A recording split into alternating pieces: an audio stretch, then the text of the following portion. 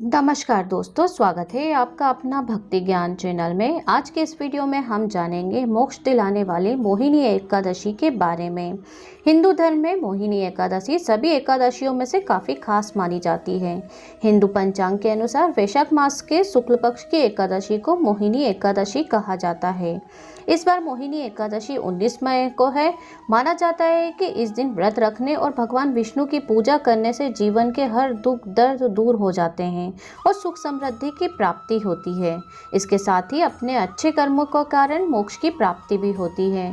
तो आइए जानते हैं मोहिनी एकादशी की तिथि, मुहूर्त, महत्व और पारण का समय। साथ में हम जानेंगे मोहिनी एकादशी की पौराणिक कथा। वैशाख के महीने में पड़ने वाली ये एकादशी मोहिनी एकादशी जिसे कहा जाता है, ये मोक्ष दिलाने वाली एकादशी है और सभी एकादशियों में बहुत ही ज़्यादा इसका महत्व होता है।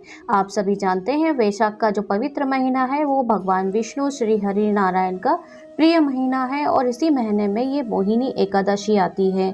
तो चलिए अब हम जानते हैं मोहिनी एकादशी 2024 की तिथि और मुहूर्त।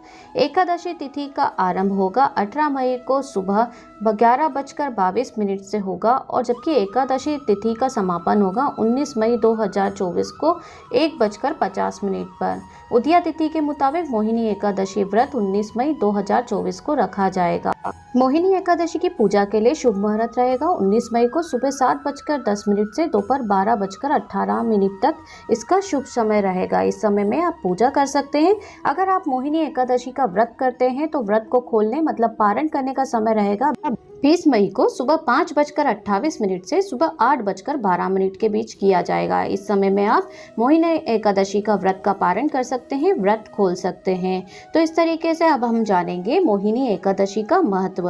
पौराणिक कथा के अनुसार समुद्र मंथन के दौरान एक कलश अमृत निकला था। ऐसे में देवता और असुरों के बीच में इसको लेकर आपाधापी होने लगी।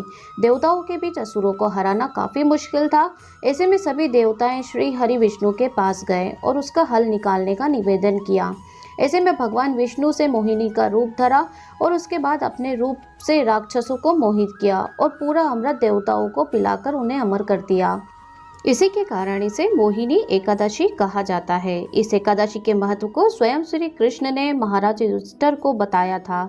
इस दिन पूरी श्रद्धा के साथ मोहिनी एकादशी व्रत का पालन करने से अक्षय पुण्य फल की प्राप्ति होती है। साथ ही अच्छे कर्म करते हैं तो अच्छे फल की भी प्राप्ति होती है। इसके साथ ही दान देने से कई यज्ञ कराने के बराबर पूर्ण फल मिलता है।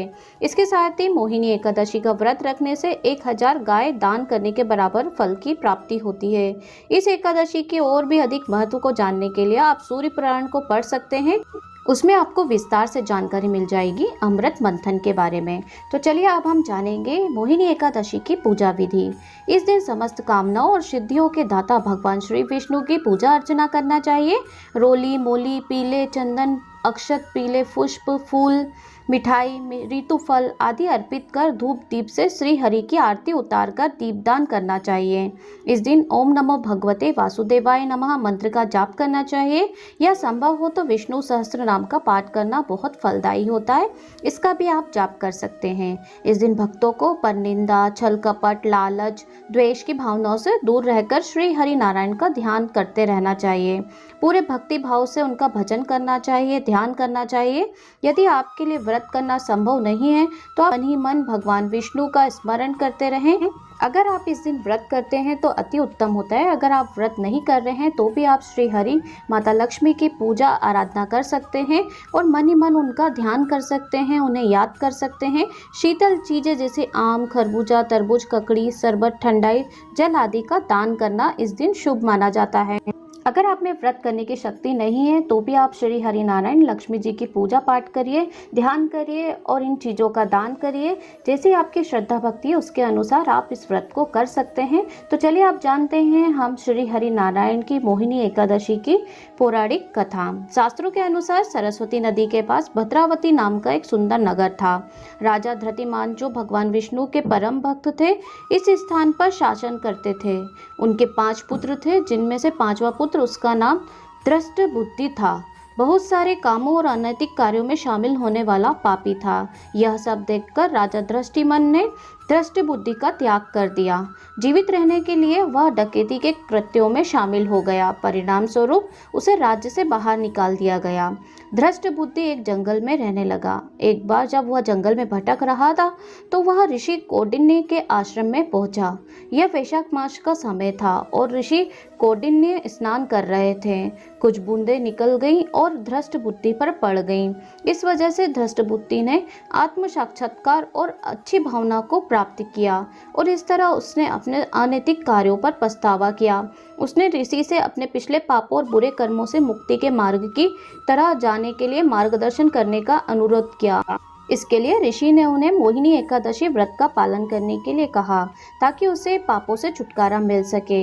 एकादशी के दिन धृष्ट बुद्धि ने पूरी श्रद्धा के साथ एकादशी व्रत रखा। व्रत के प्रभाव से उसके सारे पाप धुल गए और वो विष्णु लोक में पहुंच गया। तो इस तरीके से यहाँ पर मोहिनी एकादशी की महापौराणिक कथा समाप्त होती है। अब हम जानेंगे कुछ ऐसे मंत्रों के बारे में जिसे के केवल उच्चारण मात्र से ही आपकी सारी परेशानियां खत्म हो जाएंगी, घर में अखंड लक्ष्मी का वास होगा और सुख समृद्धि आएगी। तो मूर्ति के सामने देसी घी का दीपक जलाइए, पूरी श्रद्धा से एकादशी व्रत करने का संकल्प लें और ओम नमो भगवते वासुदेवाय मंत्र का 108 बार जाप करें और विष्णु सहस्त्र नाम का पाठ करते हैं तो और भी अच्छी बात है। भगवान को पंचामृत और तुलसी दल अर्पित करें। पूजा का समापन आरती से करिए। तो इस तरीके से यहाँ पर आप ओम नमो भगवते वासुदेवाय नमः का जाप कर सकते हैं। माता लक्ष्मी श्री हरि की आप पर अवश्य कृपा दृष्टि बनी रहेगी। आपके घर में सुख समृद्धि आएगी। आपकी जो मनोकामना है वो पूरी होगी। तो चलिए अब हम कर लेते हैं एकादशी पर आपको कौन सी आरती करना चाहिए। आपने व्रत करने का संकल्प ले लिया है, पूजा आराधना कर ली है, उसके बाद आपको भगवान श्री हरि की जाप करने के बाद आरती भी करना चाहिए। तो चलिए हम भी आरती कर लेते हैं। आप लोग भी हमारे साथ शामिल हो जाइए। ओम जय जगदीश हरे स्वामी, जय जगदीश हरे। भक्त जनों के संकट, भक्त जनों के संकट क्षण में दूर करे। ओम जय जगदीश हरे। जो ध्यावे फल पावे, दुख बिन से मन का। मैं स्वामी दुख बिन से मन का। सुख संपत्ति घर आवे, कष्ट मिटे तन का। ओम जय जगदीश हरे। माता पिता तुम मेरे, शरण गहूँ मैं किसकी। स्वामी शरण गहूँ मैं किसकी। तुम बिन और न दूजा, आस करूँ मैं जिसकी। ओम जय जगदीश हरे। तुम पूर्ण परमात्मा, तुम अंतर्यामी। स्वामी तुम अंतर्यामी। पार ब्रह्म परमेश्वर तुम सबके स्वामी। ओम जय जगदीश हरे। करुणा तुम का सागर, तुम पालन करता। स्वामी तुम पालन करता। मैं मूरख फल कामी, मैं सेवक तुम स्वामी। कृपा करो भरता।